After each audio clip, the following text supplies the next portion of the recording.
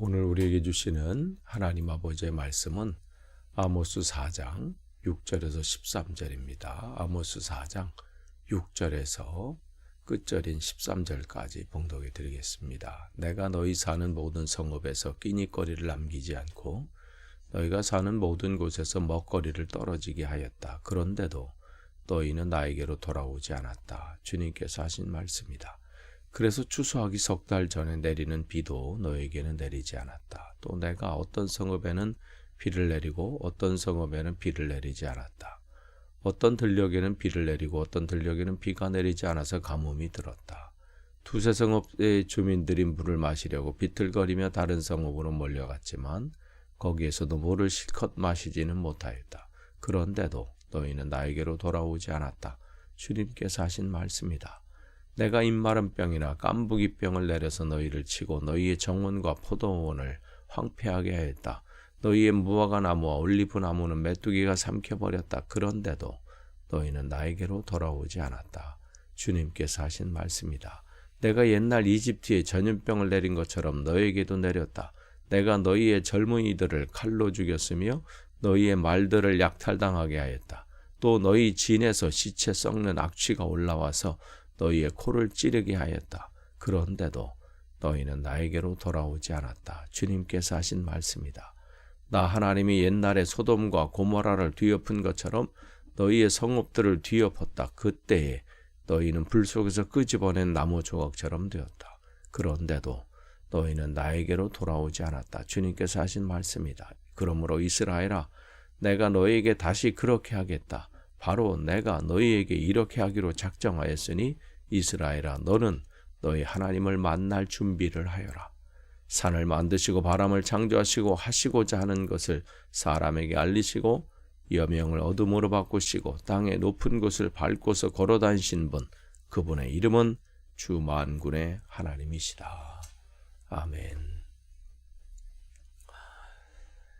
우리가 계속해서 이 새벽 기도의 시간에 아모스 말씀을 나눕니다. 오늘은 4장 6절에서 끝절까지 13절까지 말씀을 봅니다.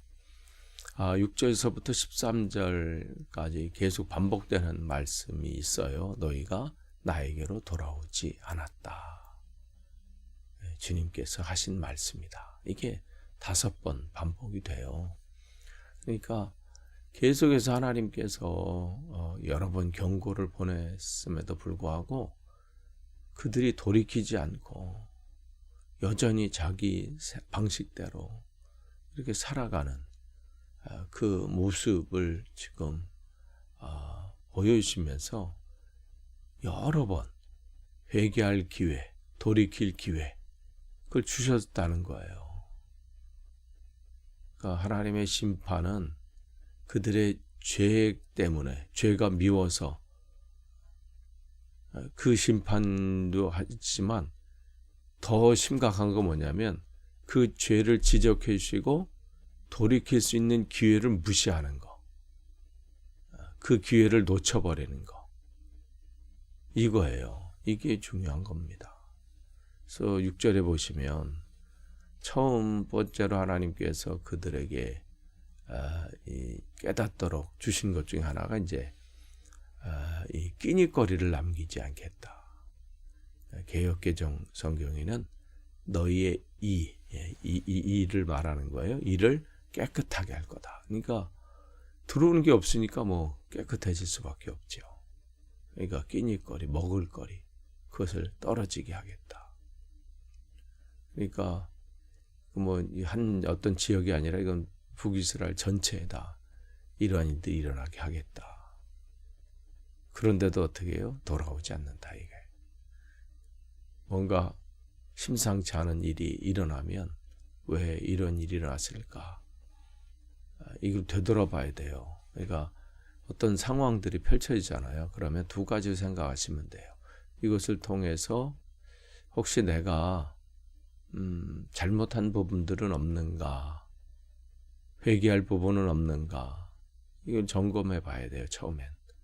그런 것이 아니라면 이 상황을 통해서 뭔가 나에게 훈련하시고 또 깨닫게 하시는 부분이 있는 건가? 이걸 또 생각해 보셔야 돼요. 그래서 지금 이들은 주님께서 이걸 통해서 회개케 하기를 원하시는 그런 상황인데, 그들은 이게 5번 계속 반복되는 것은 고집스럽게 버틴다는 거예요.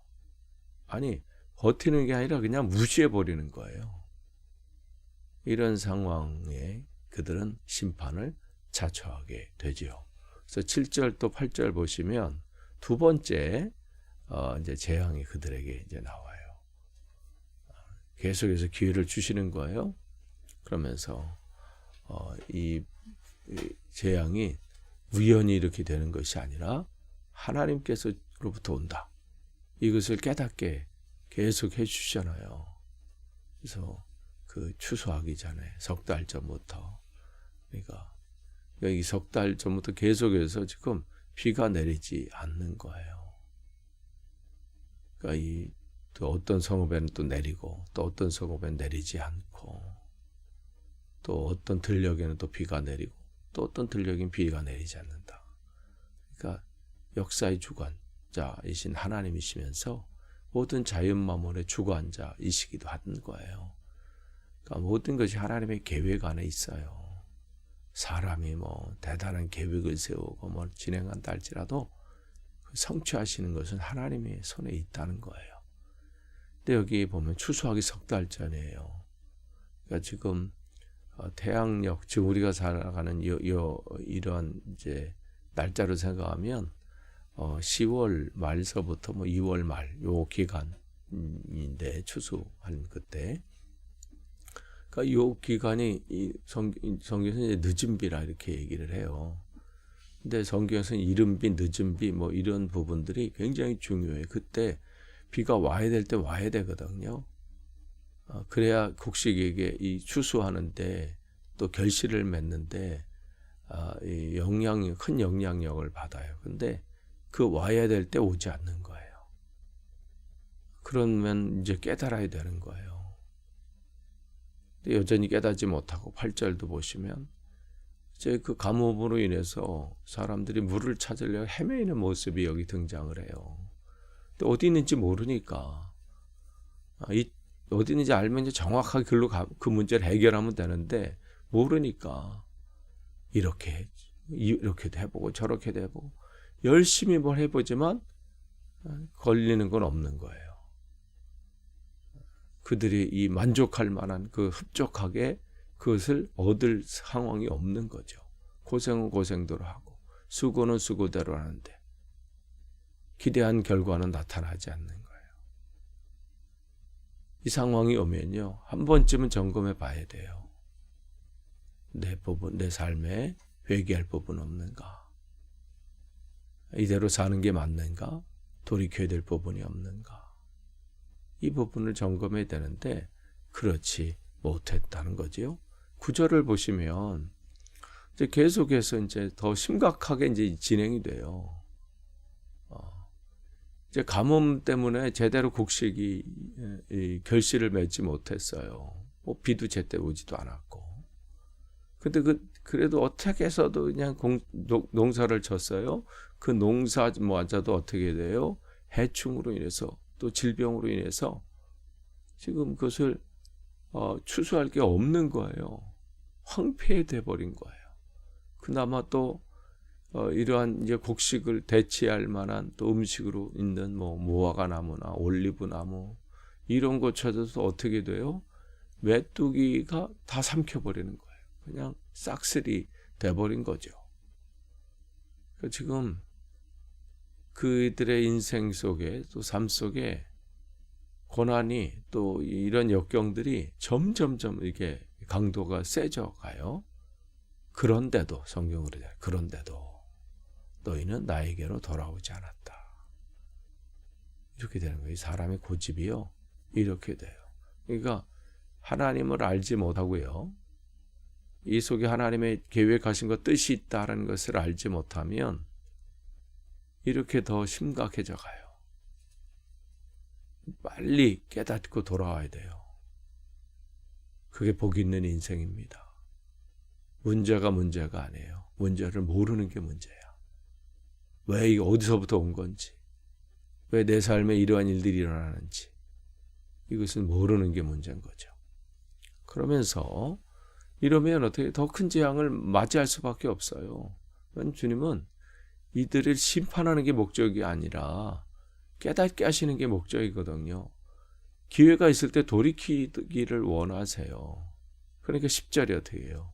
옛날에 이집트, 즉 애굽에 내리셨던 질병 있잖아요. 출애굽할 때. 한 민족을 완전히 그냥 고통 가운데 몰아넣으셨던 그런 것들을 지금 누구에게 하시겠다는 거예요? 북이스라엘에게 하시겠다는 거예요. 그러니까 그러한 이제 전염병을 내린 것처럼 그들의 이 속에 내가 너희 젊은이들을 칼로 죽였으며 그랬어요. 그러니까 전염병도 내리고 또 젊은이들에게는 어떤 일이에요? 여기서 칼이라는 것은 그냥 나이프가 아니에요. 일반 사람들 쓰는 나이프가 아니에요. 군인들이 쓰는 그런 칼을 말해요. 그러니까 뭐냐면 전쟁을 통해서 젊은이들이 이 고통을 당한다는 말씀이에요. 그 다음에 칼도 죽여 너희 말들이 약탈당하게 하고 전쟁을 말씀하시는 거예요. 그리고 그 전쟁 가운데 많은 사람들이 죽게 되는데 매장할 틈도 없어요. 얼마나 많은 사람들이 죽었으면. 그래서 그 진에서 그에서 시체 썩는 악취가 올라온다는 거예요. 그것 때문에 코를 찌르게 한다. 그런데도 너희는 나에게로 돌아오지 않았다. 이쯤 되면 이러한 상황이 되면 되돌아봐야 되는데 그야말로 더 악한 길로 자기 고집대로 그걸 꺾지 않죠. 11절에 보시면 또 옛날에 소돔과 고모라를 뒤엎은 것처럼 너희 성읍을 뒤엎겠다. 그러니까 지진을 말씀하시는 거예요.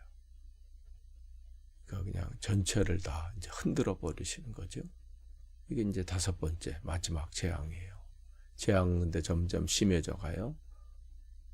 그런데 북이스라엘 이 사람들은 여전히 회개치 않고 돌아오지 않죠. 그래서 주님의 이 속에는 안타까운 마음이 담겨져 있어요. 그런데도 너희는 나에게로 돌아오지 않았다. 주님께서 하신 말씀이다. 그러니까 모든 것이 주관자이신 하나님 손에 있음을 이들은 알지 못한 거죠. 그래서 12절하고 13절을 보시면 그럼에도 불구하고 그들이 경고하고 회개치 않으면 결국은 어떻게 해요? 하나님이 심판하시겠다고 지금 말씀하시는 거예요. 내가 너에게 다시 그렇게 하겠다. 반복하시는 거예요. 그 다음에 내가 너에게로 이렇게 하기로 작정하였으니 이스라엘아 너는 너희 하나님을 만날 준비를 하여라. 이제는 확실하게 하시겠다는 거죠. 이제는 돌이킬 기회가 없다는 거예요. 그러니까 회개도요, 기회가 있을 때 해야 돼요. 그러면서 그 하나님이 어떤 하나님인지를 13절에 쭉 설명해 주세요. 산을 만드시고 바람을 창조하시고, 즉 하나님은 어떠한 하나님, 그들이 만날 하나님은 천지를 창조하신 하나님이에요. 또한 그 하시고자 하는 것을 사람에게 알리시고, 그러니까 하나님에게는 창조하시고 끝나신 게 아니라 하나님의 그 창조 속에는 하나님의 계획하심이 있어요. 그러니까 그 창조는 천지 만물 안에 인간인 우리도 포함되어 있죠. 그러니까 하나님께서 우리를 창조하시고 또 하나님은 우리에게 계획을 갖고 계시고 하시고자 하는 것. 근데 그 하시고자 하는 그 계획이 어떻게 해요? 그냥 본인만 알고 계신 게 아니라 우리에게 알려주시죠. 그걸 계시라 그래. 사람에게 알리시고 계시하신다. 그래서 그것을 하나님이 진행하시는데 그 진행하신 하나님 여명을 어둠으로 바꾸시고 그러니까 시간을 주관하시는 분이에요. 우리의 삶을 인생을 주관하시는 분이에요. 그러니까 우리의 모든 것은 하나님의 인도함 가운데 있는 거예요. 그리고 그 하나님은 어떠한 분이에요? 땅의 높은 곳을 밟고서 걸어 다니시는 분. 이 땅의 모든 권력과 모든 것, 자기들이 뭐 하는 것, 대단한 힘을 가지고 자기들이 세상을 주관하는 것 같지만 이 땅은 어떻게 해요? 하나님 손에 있어요. 그리고 때가 되면 하나님이 심판하신다. 그분이 누구예요? 주 만군의 하나님이시다. 지금 아모스를 통해서 하나님께서 이 시대의 북이스라엘을 또 꾸짖고 계시지만 또한 오늘 이 지금을 살고 있는 우리에게도 하시는 말씀입니다. 우리가 우리의 삶 속에 되돌아봐야 돼요. 나는 지금 하나님 앞에 어떠한 모습인가? 오늘도 그렇게 점검하시고 새롭게 되시는 귀한 하루 되시기를 축복합니다. 기도하겠습니다. 하나님 감사합니다. 오늘도 주님의 귀한 말씀을 주시고 또 이 하루를 또 시작하게 하셨습니다. 말씀을 통해서 그저 지식으로 깨닫지 않고 지식을 얻는 것이 아니라 하나님 말씀으로 깨닫고 우리의 삶을 되돌아볼 수 있도록 인도하여 주옵소서. 예수님의 이름으로 기도합니다. 아멘.